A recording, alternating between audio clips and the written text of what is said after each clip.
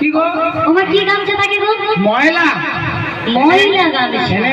এমন কথা তুলিয়া ধরে দিদি বহু করে আহা এই যে তোমায় দেখে কি বলি জানো?